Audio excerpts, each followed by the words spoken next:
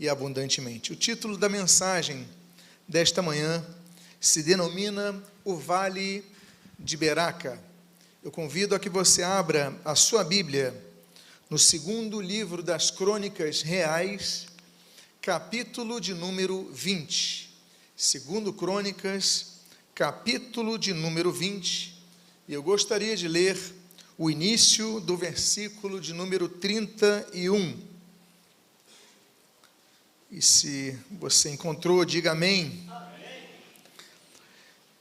O texto está em tela e assim registra a palavra do Senhor. Josafá reinou sobre Judá.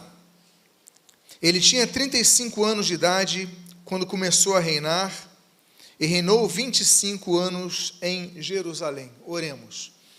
Pai amado, Deus bendito, nós lemos a tua santa e preciosa palavra e nós pedimos, Deus, fala conosco nesta manhã.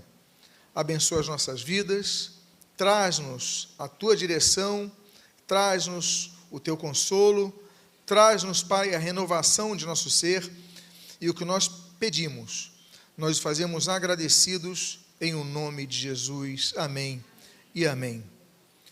Frequentemente, os filhos de Deus sofrem pesados ataques de Satanás. E muitas vezes, os ataques vêm depois de vitórias. Estamos animados, estamos renovados, estamos felizes, mas de repente nos sobrevém um ataque, e isso nos abala, nos entristece, nos desestrutura. O que nós vamos ver hoje é a respeito desse quarto rei de Israel, sexto na ordem de descendentes do rei Davi, e que governa o reino do sul. Sim, isso é importante para nós entendermos o contexto da mensagem de hoje. Israel, depois da morte de Salomão, ele se dividiu em duas partes. Ficou o reino do norte e ficou o reino do sul. Dois reinos independentes, mas que em vários momentos de sua história fizeram alianças.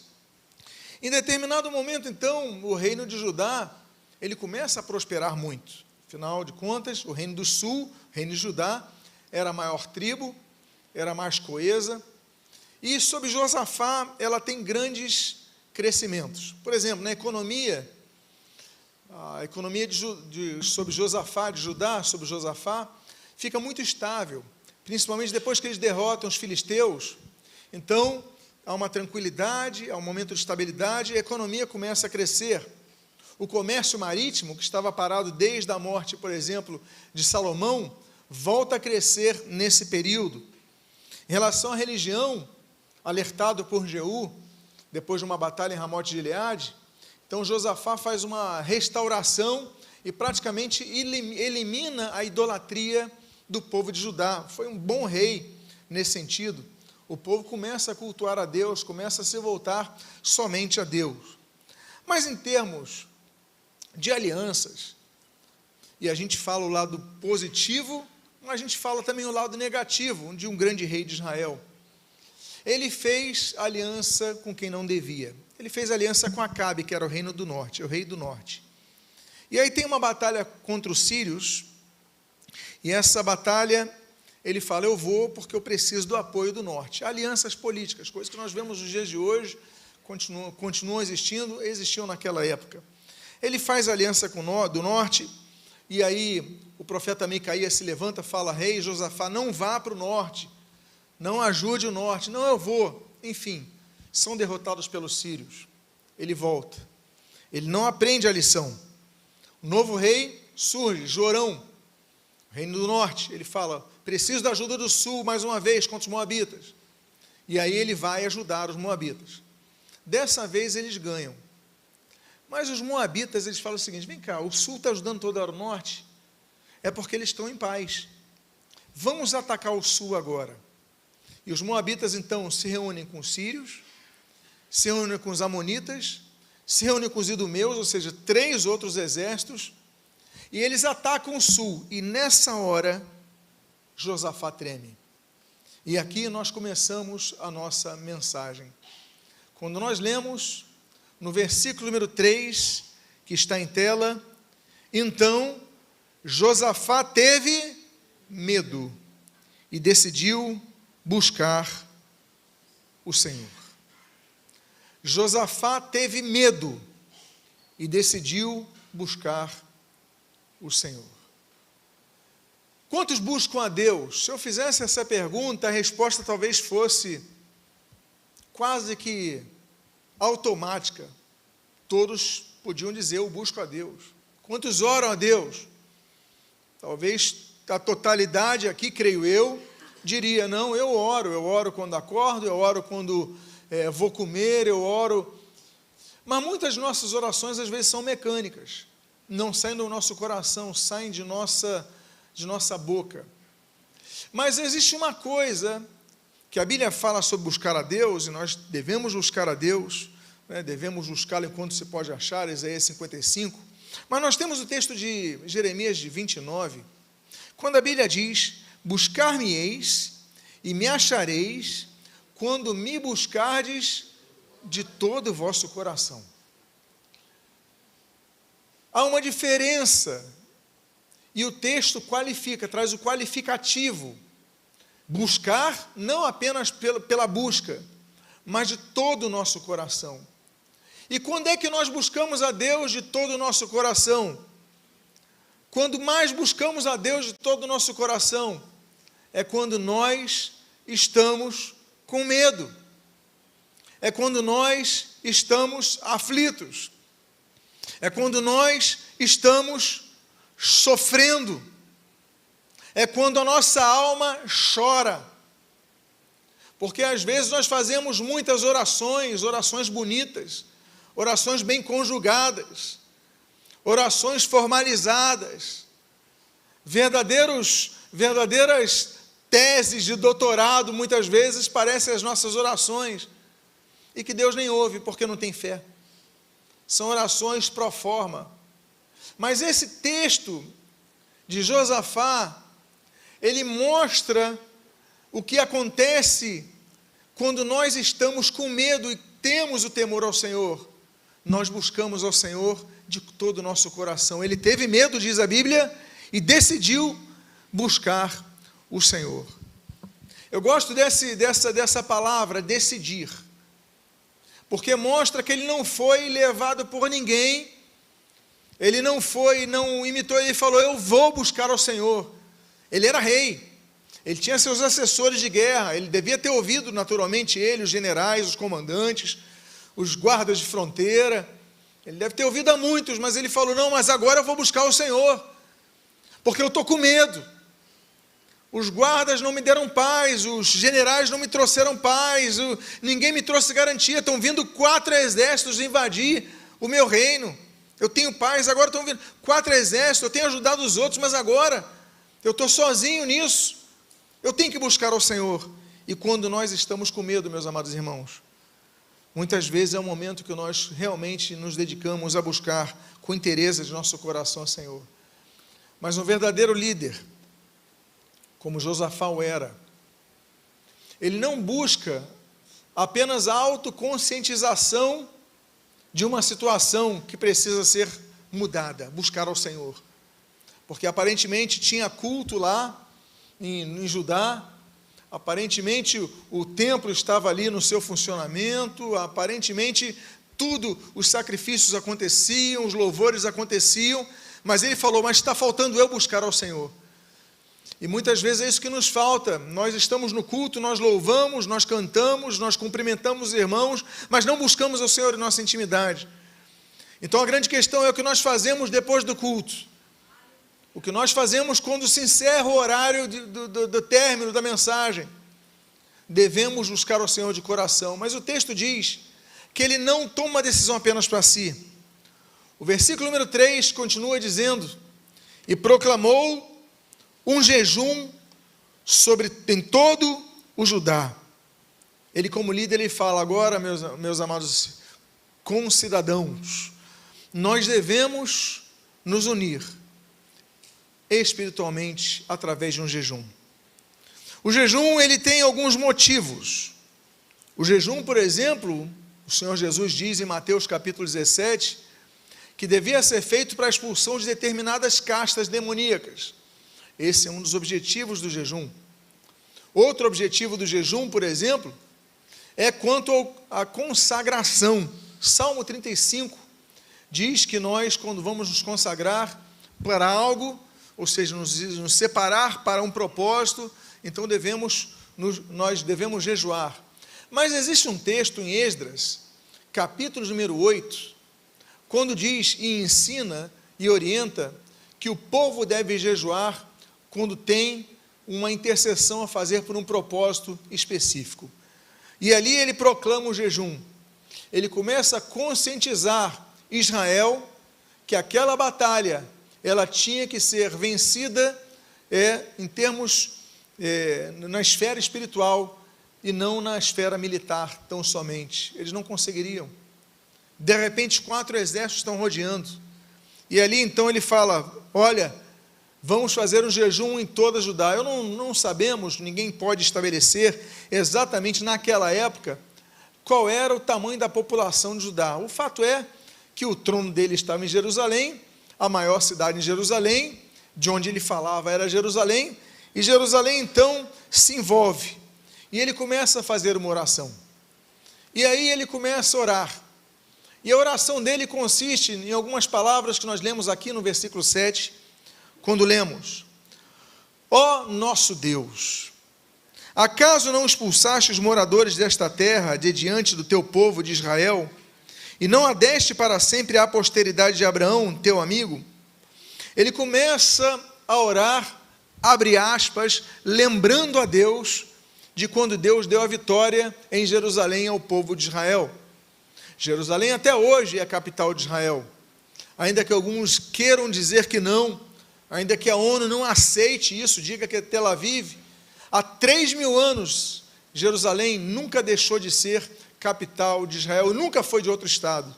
Pois bem, mas o que me chama a atenção é que na oração dele, ele começa então a juntar o povo para orar, e ele fala, ó nosso Deus, ó nosso Deus. Ele lembra a Deus não porque Deus precisa ser lembrado, volta a dizer isso, Deus não precisa ser lembrado, mas quando nós mencionamos a Deus, fatos que ele já fez, é um exercício para nós mesmos, nos confortarmos, nós mesmos, estabelecermos a nossa fé, de que ele, que foi capaz de fazê-lo antes, é capaz de fazê-lo novamente. E isso é importante em nossas orações, nós lembrarmos o que Deus fez por você, os livramentos que Deus lhe deu, porque há momentos que nós esquecemos, há momentos que nós passamos por dificuldades, nós podemos ter tido várias vitórias ao longo de nossas vidas, mas há momentos que nós passamos por dificuldades, que nós, às vezes, parece que não queremos nos lembrar, e quando ele lembra a Deus, volta a colocar entre aspas, lembra a Deus do que Deus tinha feito para libertar Israel, ele na verdade está se lembrando, ele está colocando em exercício, Deus, eu entendo, eu sei, eu creio, que como tu trouxeste libertação a Israel sobre os inimigos anteriormente, tu podes fazê-lo agora. Mas essa expressão, ó nosso Deus, é muito bonita, porque ele começa a colocar a consciência no seu povo, de que aquela guerra não era guerra apenas de um rei, era guerra de todo o povo. Ó nosso Deus. Isso te lembra alguma oração? Se não aquela de Mateus capítulo 6, a oração do Pai Nosso. Ó nosso Deus, Pai nosso que estás no céu. É a mesma consciência de que nós temos um Pai, nós temos um Senhor, nós temos um soberano sobre nós temos algo em comum.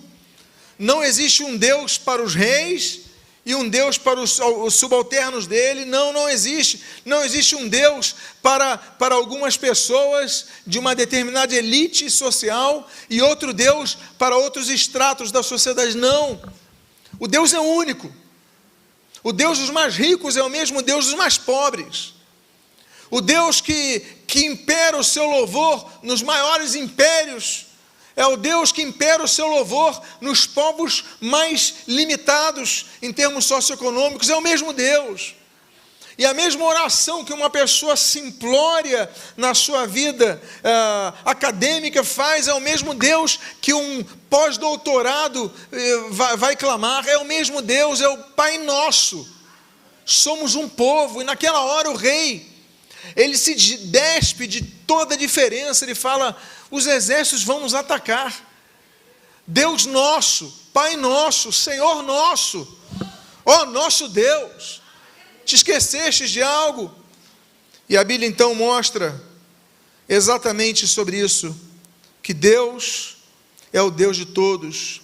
E aí ele continua dizendo no versículo de número 12: ó nosso Deus, acaso não executarás o teu juízo contra eles?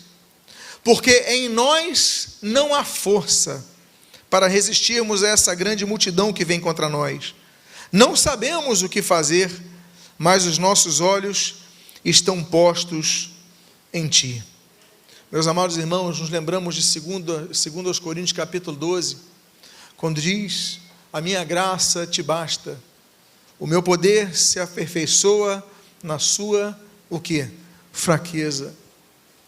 O rei, ele fala umas palavras menos sábias que um rei podia falar. Como rei, ele tinha que infundir incentivo moral nas suas tropas. Mas ele, quando ora, ele fala: Deus, não, em nós não há forças. Imagina o soldado ouvindo isso. Imagina o comandante ouvindo isso. Nós não temos força para vencer. Imagina o exército ouvindo isso. Porque quando você vai à guerra, o comandante, ele tem que infundir incentivo, moral, força, apoio, palavras de ânimo. Ele fala ao contrário: não temos força. Mas por que isso é válido? Porque ele é sincero diante do Senhor. Ele é franco diante do Senhor.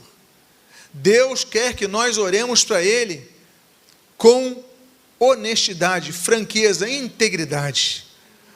Nós não podemos esconder nada diante do Senhor. Diga para o Senhor: Senhor, eu sou fraco. Senhor, eu não estou aguentando. Senhor, eu tenho dificuldade. Senhor, eu estou desanimado. Senhor, eu não tenho esperança. Porque muitas vezes nós queremos orar a Deus aquilo que nós floreamos a ouro. Senhor, está tudo bem, e não está. Senhor, eu me sinto ótimo e você se sente fraco. Você está mentindo para Deus, e alguém pode mentir para Deus? Josafá, então, ele inverte.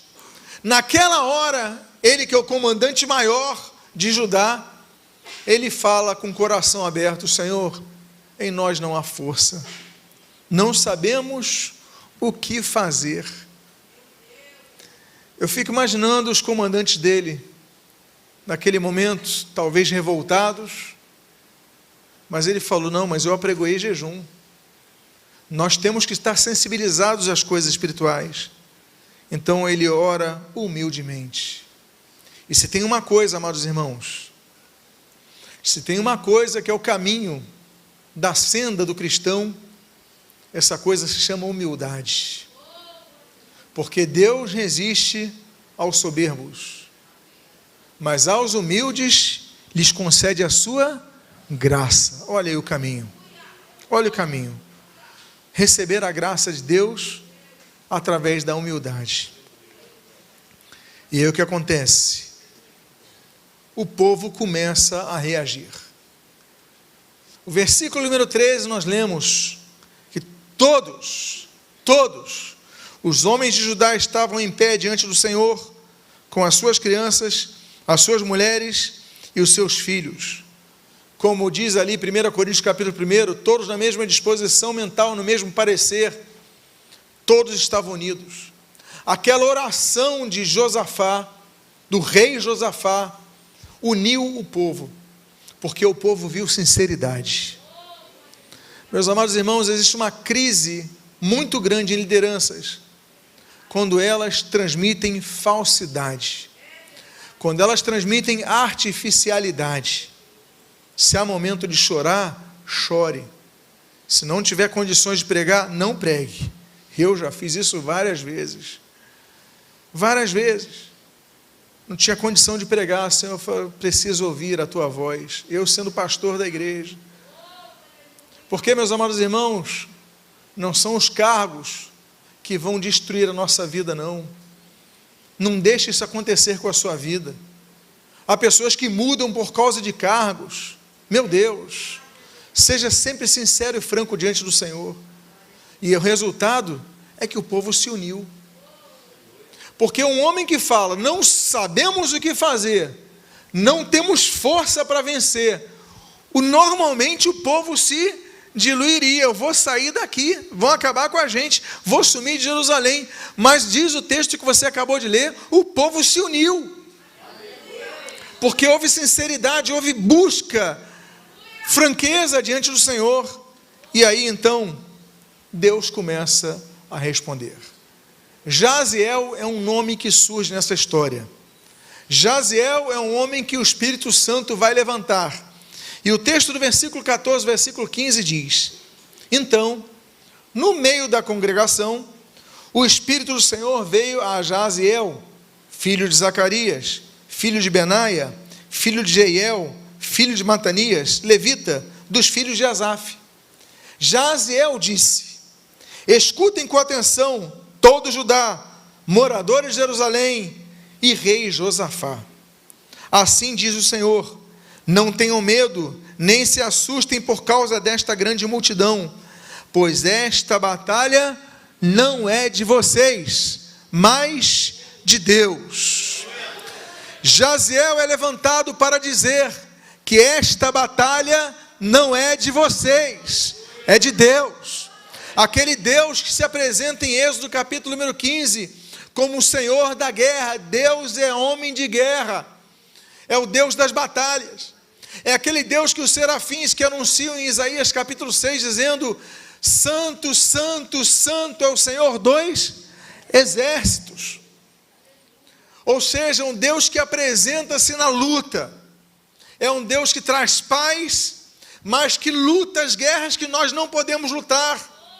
E naquele momento então ele fala: esta batalha não é de vocês, mas é de Deus. Eu quero dizer a você que está passando por uma situação difícil, que há momentos que nós só temos que falar uma coisa para Deus: Deus, eu não sei o que fazer e em mim não há força.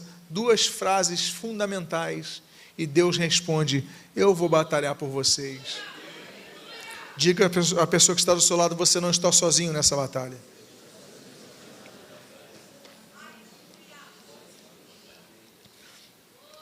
O texto continua no versículo número 16 ao 17. Amanhã vocês irão ao encontro dele. Eu vou repetir: amanhã vocês irão ao encontro deles. Eis que eles virão pela ladeira de Ziz, e vocês os encontrarão no fim do vale, em frente do deserto de Jeruel. Neste encontro vocês não precisarão lutar. Tomem posição, fiquem parados e vejam a salvação que o Senhor lhes dará, ó Judá e Jerusalém. Não tenham medo nem se assustem. Amanhã saiam ao encontro deles, porque o Senhor está com vocês. Algumas questões desse texto riquíssimo. Nós podíamos pregar só sobre esse texto, mas eu só vou pontuar algumas observações. A primeira delas é a primeira palavra que nós lemos aqui: amanhã, não hoje. Há vitórias que Deus não nos dá quando nós pedimos. Nos dá amanhã, nos dá depois.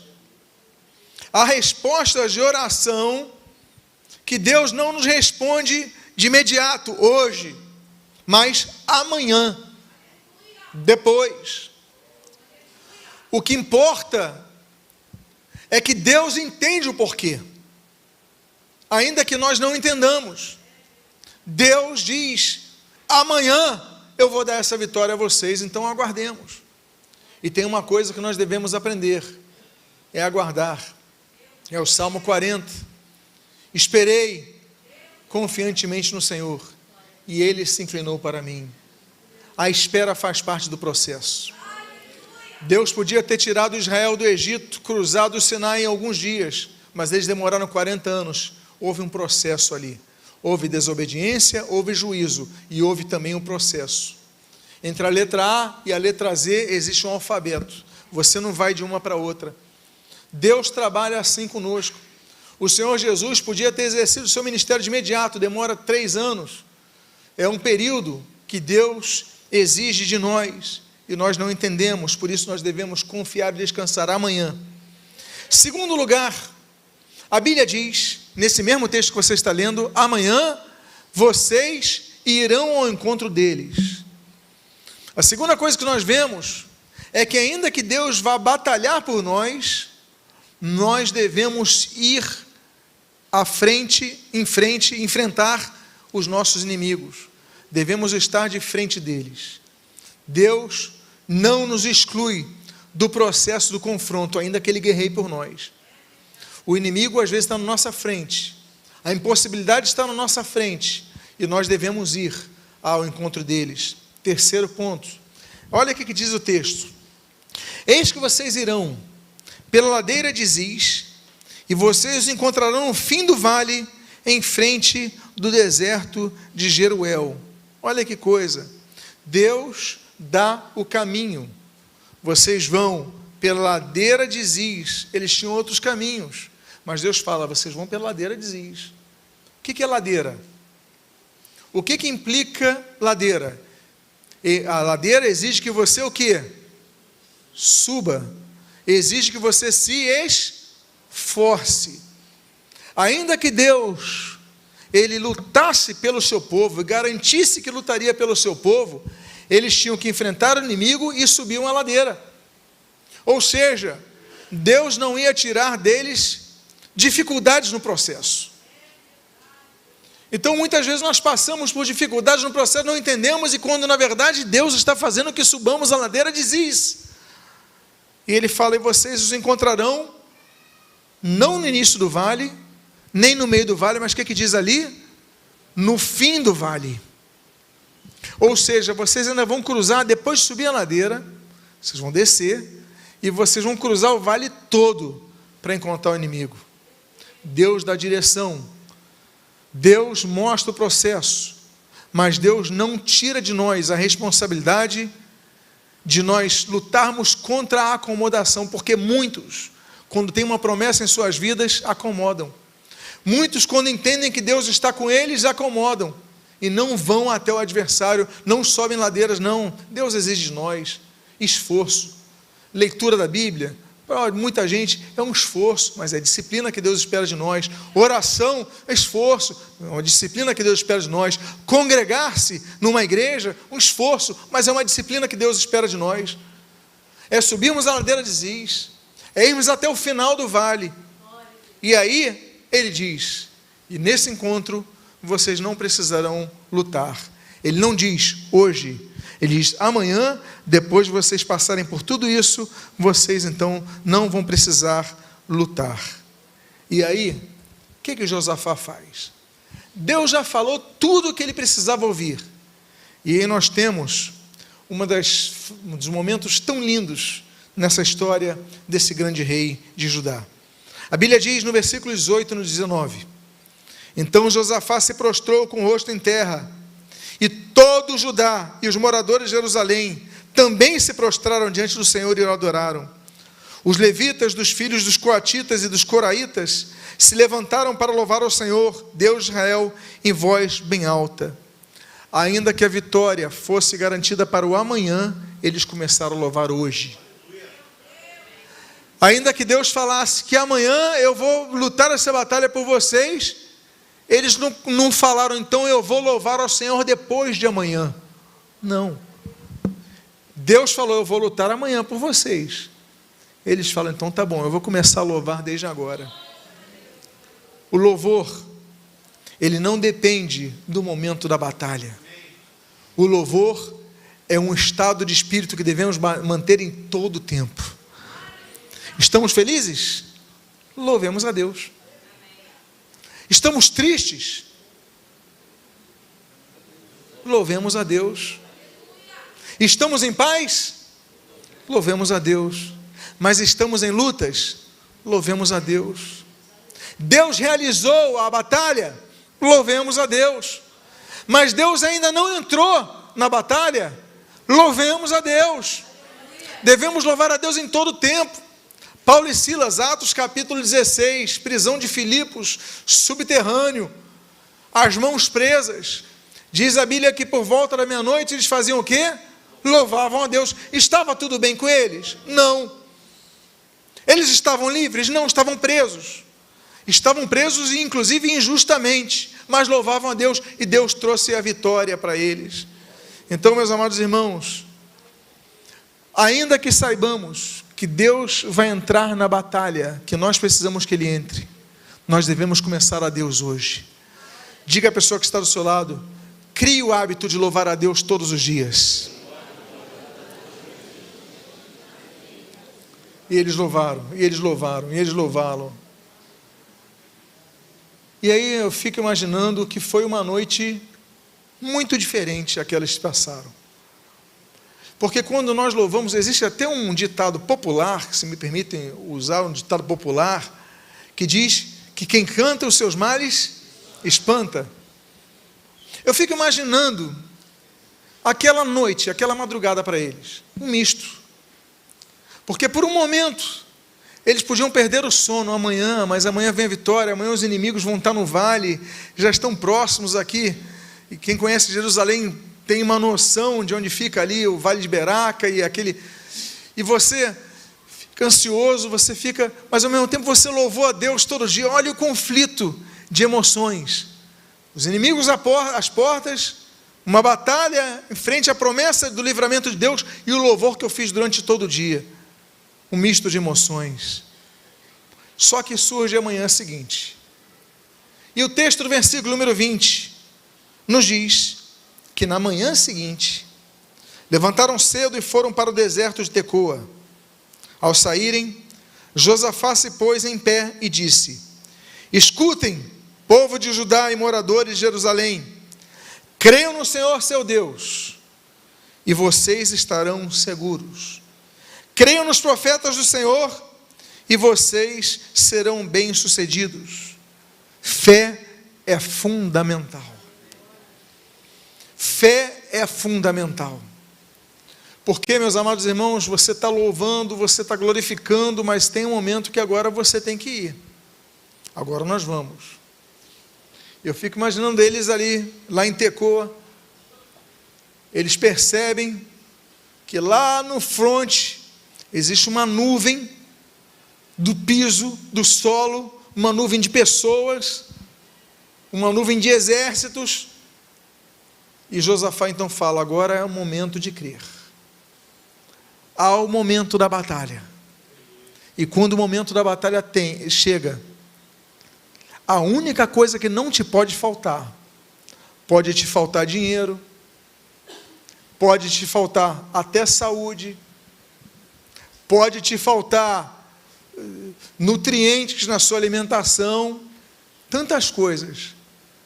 Naquele momento, mas você não pode perder a tua fé, porque uma pessoa com fé é mais forte que um batalhão de pessoas que tem tudo isso, mas não tem fé. Meus amados irmãos, na crise, há pessoas que às vezes têm um punhado de farinha, um pouco de água para comer, mas enfrentam as crises e vão vencendo diariamente. Enquanto há pessoas que estão nas coberturas de seus apartamentos, com contas vastas, com muitos imóveis, que se jogam dos seus prédios, porque lhes falta fé. A fé é a força mais forte. A Bíblia diz que nós devemos ter fé para vermos a glória de Deus, Mateus capítulo 8. A Bíblia diz que nós devemos ter fé para mexermos as circunstâncias, para vermos os milagres. A Bíblia diz que a nossa vitória que vence o mundo, 1 João capítulo 5, é o que? A nossa fé. A Bíblia diz em Hebreus capítulo 11, que sem fé é impossível agradar a Deus. Deus só queria uma coisa, a fé do seu povo. Em Josafé se levanta e fala, agora é o momento de nós irmos à luta. Não é lutarmos, é irmos à luta. Olha a diferença. Não devemos deixar de ir à luta, mas quem vai lutar é Deus. E o que ele faz? Vocês lembram o que ele fez no dia anterior? Ele botou o povo para louvar, não é isso? Agora o povo está lá, o povo está meio ansioso, ele fala, vamos ter fé agora. E o que mais que ele faz? Versículo número 21. Depois de se aconselhar com o povo, Josafá designou os que deviam cantar ao Senhor. Vestidos de ornamentos sagrados e marchando à frente do exército, deveriam louvar a Deus, dizendo, deem graças ao Senhor, porque a sua misericórdia dura para sempre. Olha o Salmo 118 aí. Deem graças ao Senhor, porque a sua misericórdia dura para sempre. Deem graças ao Senhor, porque a sua misericórdia dura para sempre. Deem graças ao Senhor, porque a sua misericórdia dura. E eles foram cantando, e deem graças ao Senhor, e o povo vai se reanimando, o povo vai se fortalecendo, e deem graças ao Senhor. Senhor, eu te dou graças, porque a sua misericórdia dura para sempre. E Deus então foi sendo exaltado através do exercício da fé do povo, através do louvor do povo. Por quê? Porque eles começaram a entender, a viver, a experimentar, a sentir que eles deviam dar graças a Deus em todo momento, até diante da luta. Por quê? Porque as misericórdias do Senhor se renovam a cada manhã. Diga à pessoa que está do seu lado, dê graças ao Senhor, porque a sua misericórdia dura para sempre. E aí então, não foi quando eles estavam ali, mas foi quando eles começaram a cantar, que as coisas mudaram. E diz o versículo 22 e 23, que no momento em que eles começaram a cantar e a dar louvores, o Senhor pôs emboscadas contra os filhos de Amon e de Moabe, e os do monte Seir, que vieram contra Judá e foram derrotados.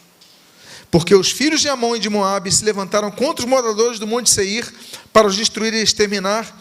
E quando eles tinham acabado com os moradores de Seir, atacaram e destruíram-se uns aos outros. Ou seja, eram vários exércitos. Quando o povo começa a louvar, algo começa a acontecer, e a Bíblia diz que Deus pôs emboscada contra eles. E eles começaram a guerrear um contra os outros, porque não, peraí, vocês fizeram essa coisa no passado, e começam a matar uns aos outros, e depois outros que não vão repartir esse despojo dele, não eu. E eles começam a se degladiar entre eles. E o povo de Deus, dizendo, deem graças ao Senhor, porque a sua misericórdia dura para sempre. Deem graças ao Senhor, porque a sua misericórdia dura para sempre. Enquanto isso, os exércitos estavam lutando entre si.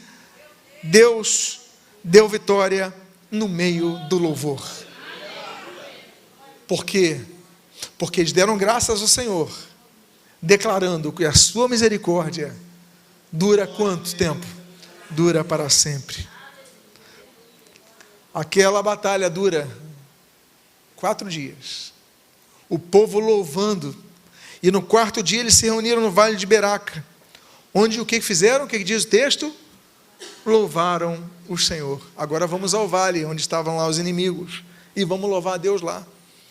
Por isso, aquele lugar é chamado de Vale de Beraca, até o dia de hoje. Barak, em hebraico, é bênção. Então todos os homens de Judá e Jerusalém voltaram com Josafá à frente deles. Voltaram para Jerusalém com alegria, porque o Senhor lhes tinha dado uma grande alegria, com a vitória sobre os seus inimigos. Deus é um Deus que renova as nossas alegrias. Como diz o Salmo 30, o choro pode durar uma noite, mas a alegria vem pela manhã. Deus vai renovar a tua alegria. Deus vai renovar a tua alegria. Deus vai renovar a tua alegria.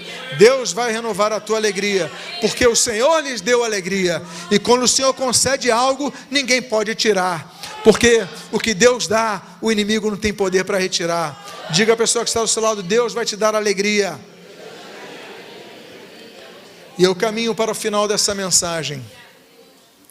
Versículo 28 e 29.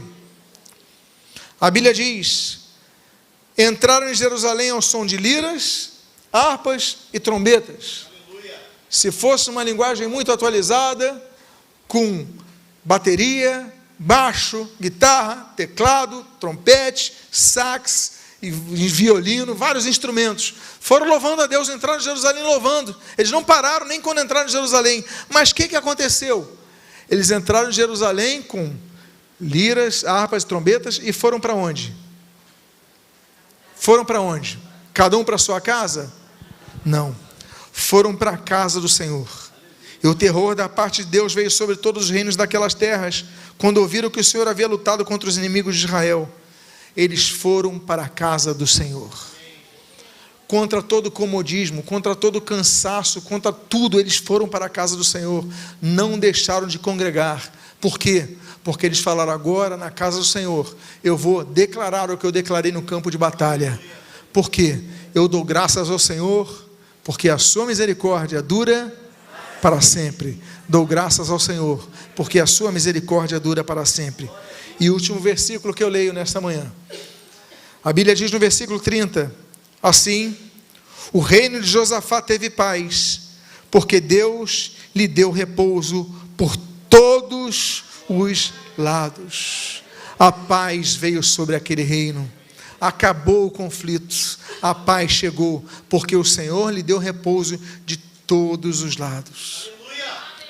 Tudo começa, postura de humildade, sinceridade nas orações, unidade do povo, não é verdade?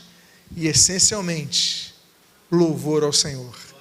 Deem graças ao Senhor, porque a sua misericórdia dura para sempre.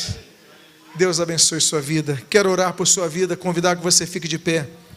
E você está passando por uma situação difícil. Você está passando por uma situação que você está vendo que os inimigos te rodearam.